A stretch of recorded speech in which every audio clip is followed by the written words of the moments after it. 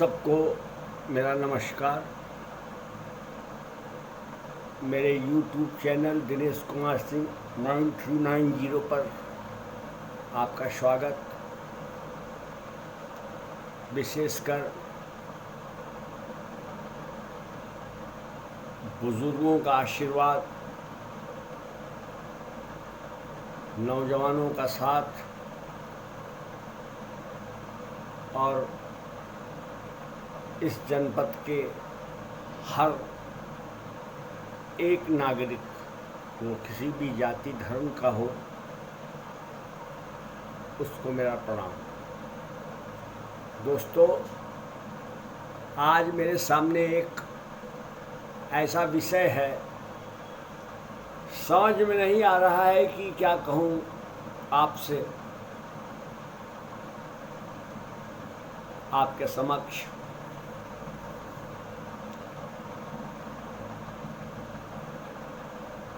चमत्कार कहूँ आपसे, ईश्वर की कृपा कहूँ, या बहुत बड़ा भाग्यवादी कहूँ।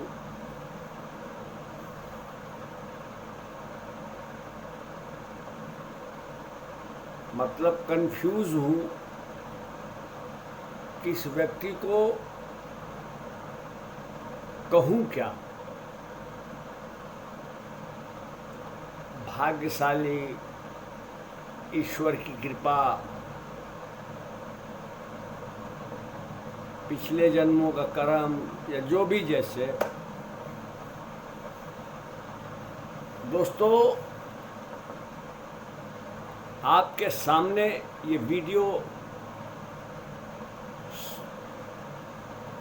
एक सच्चाई रखने जा रहा है। निश्चित रूप से ये वीडियो कुछ बड़ा हो सकता है, प्रयास करूँगा कि बड़ा ना होने पाए, लेकिन जो मूल विषय हैं वो आपके सामने आने चाहिए। आशा ही नहीं, पूरा विश्वास करूँगा कि आप मेरे वीडियो को अंत तक देखेंगे। मैं कह रहा था कि आज मैं उस व्यक्ति की बात कर रहा हूँ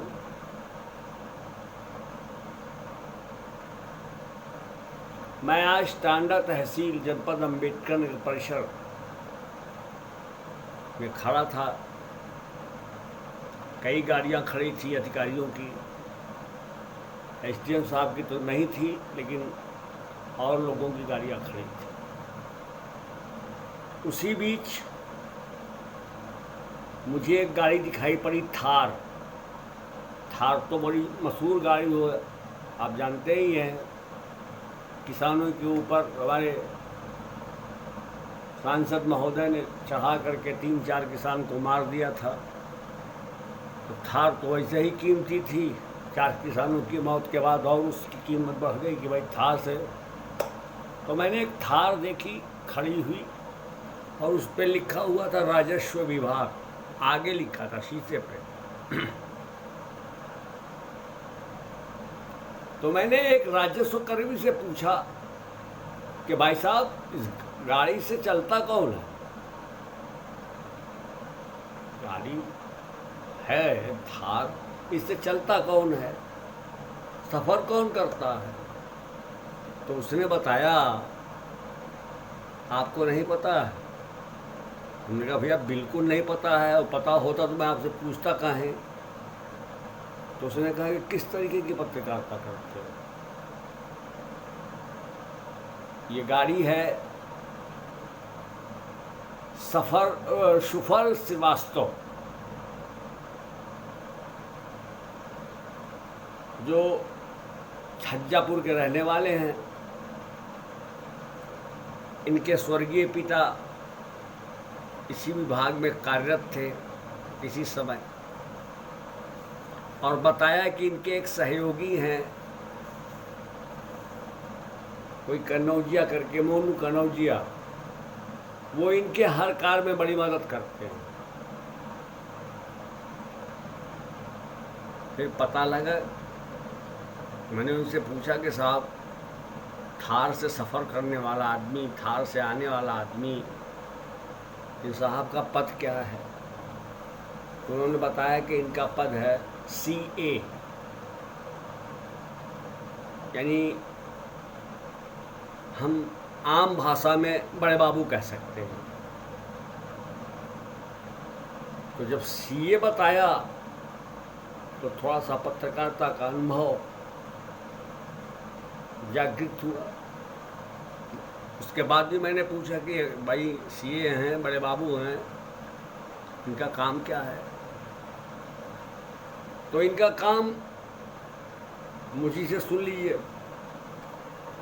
इनका काम है कि पुलिस विभाग द्वारा 107, 116 और 151 में पाबंद किए गए आरोपियों को न्यायालय के समक्ष प्रस्तुत कर जमानत दिलवाना, और इसके लिए वकील बहुत ज़रूरी है। तो पुलिस जिन लोगों को 107, 16, 151 में पाबंद करती है, तो उसके परिजन तहसील परिसर में वकील को खोजते हैं, और विशेषकर ये खोजते हैं कि कोई परिचित का वकील मिल जाए, कोई दोस्त मिल जाए, कोई यार मिल जाए, कोई पुराना मित्र मिल जाए जो ऐसे वकील से मिलवा दे जो कम पैसे में काम करा दे, हमारी जमानत करा दे। अमूमन तहसील में ऐसे होता है, वकील खोजे जाते हैं अपने कि भाई ये कम में काम करा देंगे, कम में जमानत करा देंगे। तो वकील और इन लोगों में कभी कभी बहस भी होती है, अरे वकील साहब आप ज़्यादा मांगते हो, 200 रुपया कम कर लो, 1000 रुपया का नहीं, 700 पई है। बहरहाल वकील और इन लोगों में एग्रीमेंट हो जाता है। वकील कागज़ तैयार करता है इनकी जमानत के लिए। तो पता ये लगा कि इसके पहले इनको सक्षम उप जिलाधिकारी न्यायालय के समक्ष प्रस्तुत करने के पहले ही इन लोगों ने एक प्लानिंग बना रखी है, गेम बना रखा है, गेम प्लानिंग के काम करेंगे तो इसी पे करेंगे। इन्होंने स्वयं अपना एक निर्धारित रेट रखा है, तैयार रखा है। इसे मान लीजिए वकील साहब 500 पे तैयार हो गए, 700 पे तैयार हो गए, अपना पावर लगा दिया, वकालतनामा लगा दिया। इनको भाइयों को के पास गए तो भाई साहब लोग का रेट लिस्ट है। आलम यह है कि अगर इन्होंने कहा कि 500 तो 500, 1000 कहा तो 1000 और 2000 कहा तो 2000। मेरे कहने का मतलब है कि ये साहब जितनी धनराशि आपसे मांगे, वकील साहब को देने के बाद उतनी धनराशि आपको सशर्त इनको देनी होगी। नहीं देंगे तो कागजों में कमी निकालकर इधर का उधर करके, उधर का इधर करके ये आपको जमानत नहीं देंगे। और जब आपको जमानत नहीं मिलेगी, वैसे भी ये आते भी बहुत सही टाइम पे हैं। इनका टाइम SDM महोदय को पता होना चाहिए कि पुलिस कब भेजती है और ये जमानत कब तक देते हैं। कभी कभी तो 9-9 बजे रात हो जाती है, तब व्यक्ति को जमानत मिलती है 107, 116, 151 की। तो मेरे कहने का मतलब है कि इनकी डिमांड कि भाई 1000 दो, 500 दो, 700 दो, 2000 दो, तब ये जमानत मंजूर करेंगे। पैसा नहीं पाएंगे, आपके कागज़ में कमी निकालेंगे कागज़ में कमी होगी, आपकी जमानत नहीं होगी, और जब आपकी जमानत नहीं होगी तो आपको कहाँ जाना पड़ेगा आप बेहतर जानते हैं, वहाँ चले जाएंगे आप। अब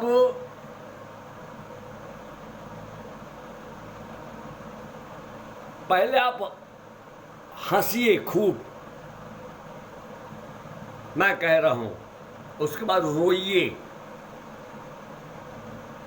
हंस लीजिए, शरीर के अंग प्रफुल्लित हो जाए आपके, और उसके बाद रोइए। रोने के लिए इसलिए कह रहा हूं कि आपके दर्द कम हो जाएंगे। आप कल्पना कीजिए, इस जिले में हमारे जिलाधिकारी महोदय कभी मंच से भाषण सुन देते तो नहीं सुना, लेकिन जब भी इनसे बात होती है, मैं एक बार इनसे मिला हूँ बहुत दूर से, बस ऐसे कोई बात तो नहीं किया। तो ये विकास की गंगा बहा रहे हैं हमारे ज़िले में, तमाम योजनाएं ला रहे हैं, हर विभाग में पारदर्शिता हो रही है। भ्रष्टाचार की तो इन्होंने एकदम, जब से ये हैं, ऐसी तैसी कर दी है, किसी विभाग में भ्रष्टाचार है ही नहीं है। ये हमारे जिलाधिकारी महोदय इस काम में 24 घंटा लगे हुए हैं। लेकिन आप कल्पना कीजिए, सोचिए कि उप जिलाधिकारी यानी एसडीएम, ये भी मजिस्ट्रेट है, इनको उप जिला मजिस्ट्रेट कहा जाता है। 3 नाम से पुकारे जाते हैं, एसडीएम साहब, उप जिला मजिस्ट्रेट। वो जिस वाहन से चलते हैं वो वाहन का नाम है बोलेरो, जिसकी आज की तारीख में कीमत, सरकारी गाड़ी है, मैं जानता हूँ, सरकारी गाड़ी से चलते हैं, आज की तारीख में उसकी कीमत 10 लाख से एबव नहीं, 10 लाख तक है। और इनके सीए बाबू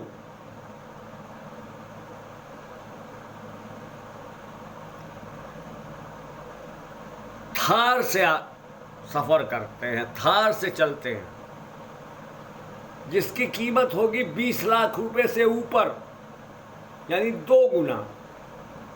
एक तरफ बोलेरो 10 लाख की, दूसरी तरफ थार।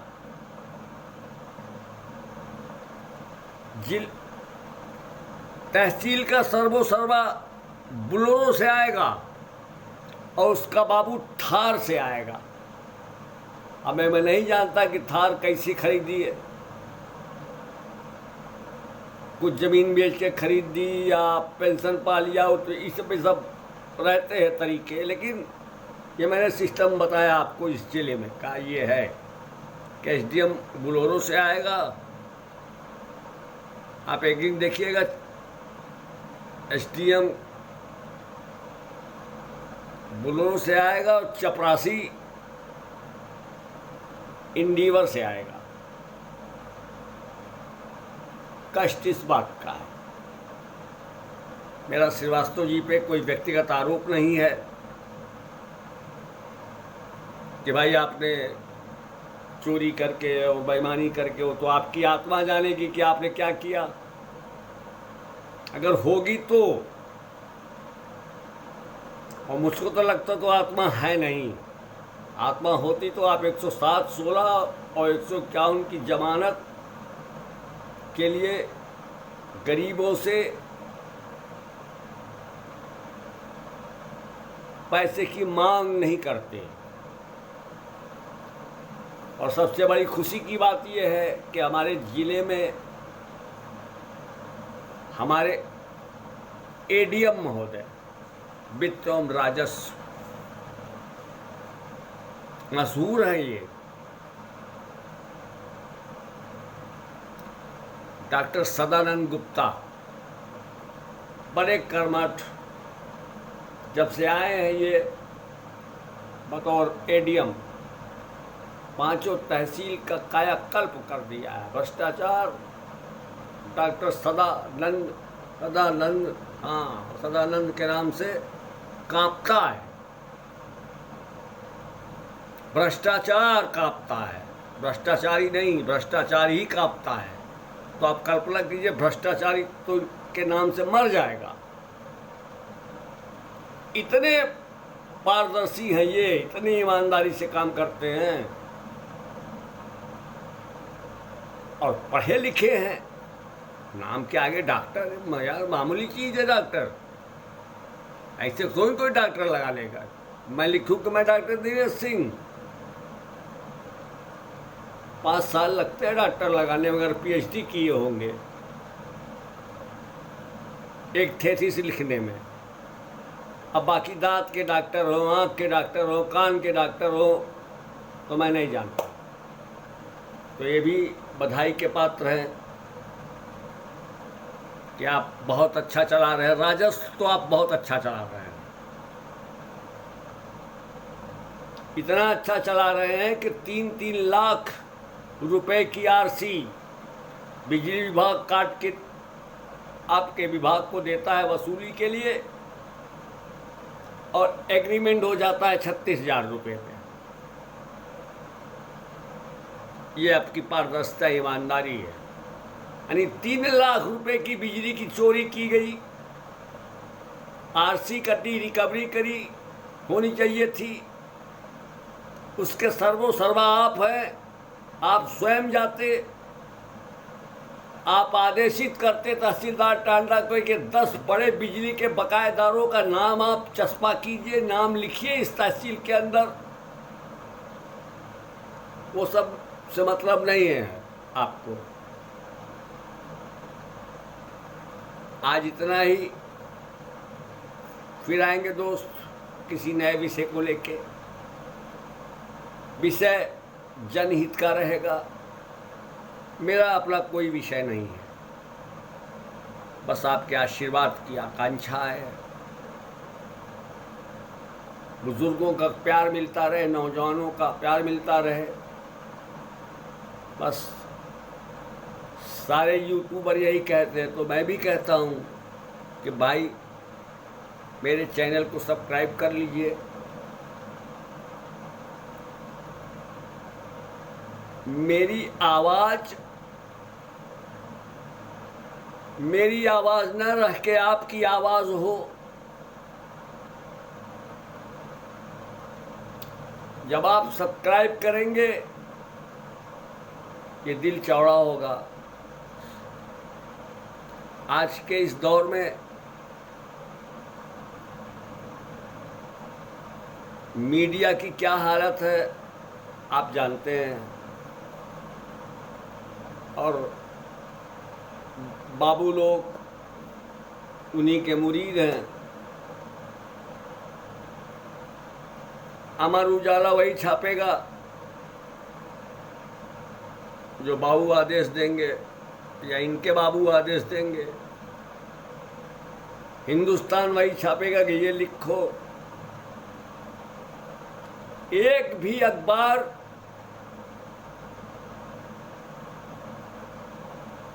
थोड़ा सा जनमोर्चा को छोड़कर खाली अविनाश सिंह, सदानंद गुप्ता, फलाने, मतलब ब्यूरोक्रेसी अधिकारी अखबार में छपते हैं। इनको छपना चाहिए जनता के बीच में। जब आप गाड़ी से चलते हैं महोदय,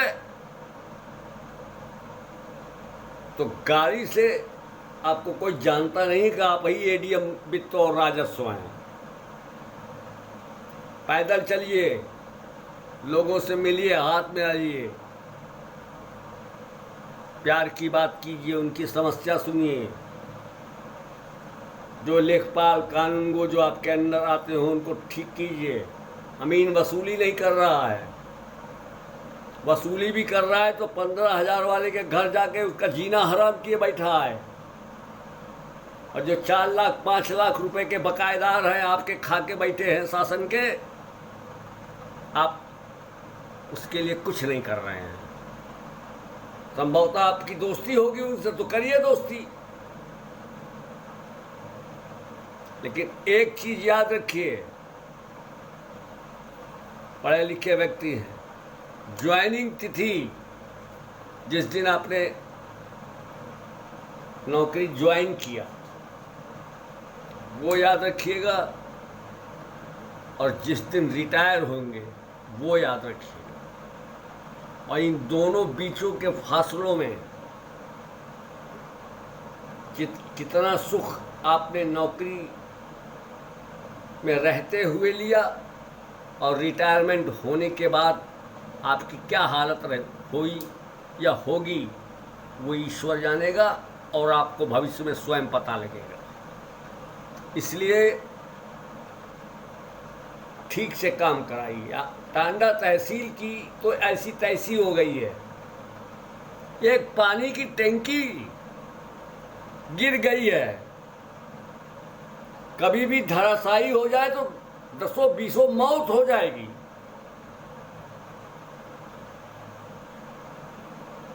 एसडीएम साहब से बात कीजिए तो कहते चिट्ठी लिख रहे हैं। इनसे तो बातें नहीं की। अरे भाई किस चीज की चिट्ठी लिख रहे हो? टैंकी गिरी है, टैंकी बनवाओ, उस कार्यदायी संस्था को पेनल्टी दो, उससे कहो कि आओ मरवाओगे मेरे सारे में 10-20 को। चिट्ठी आपको ट्रम्प को लिखना है क्या? तमाशा बना के रख दिया आप लोगों ने। दे इजाजत, फिर आऊंगा और वादा करता हूं सच बोलूंगा। कीमत कुछ भी उठानी पड़े, क्योंकि सच लिखना बहुत कठिन है तो बोलना कितना कठिन होगा। जाते जाते आपको एक शेर सुना के जा रहा हूँ। डॉक्टर सदानंद जी आप भी सुन लें, अगर किसी माध्यम से ये वीडियो आप तक पहुँचे तो। शोहरत मेरी तमन्ना नहीं, फिर से सुन लीजिए भाई साहब लोग, आप लोग भी सुन लीजिए। शोहरत मेरी तमन्ना नहीं, बस मैं पहचाना जाऊं यही मेरी आरजू। इस शेर पे काम कीजिए। आशा है आप मेरे YouTube मंच को इसी तरीके से प्यार देते रहेंगे, हमको सब्सक्राइब करेंगे 9300। इंस्टाग्राम पर भी मैं आपकी बात उठाता हूँ। ये वीडियो अभी मैं एक्स पे डाल रहा हूँ। इंस्टाग्राम पे मैं दिनेश कुमार सिंह 966 और एक्स है मेरा ट्विटर हैंडल 57821। आप लोगों को नमस्कार, जय हिंद, जय भारत, जय संविधान, जय संविधान और जय बाबा साहब भीमराव अंबेडकर। दे इजाजत, शुभ रात्रि।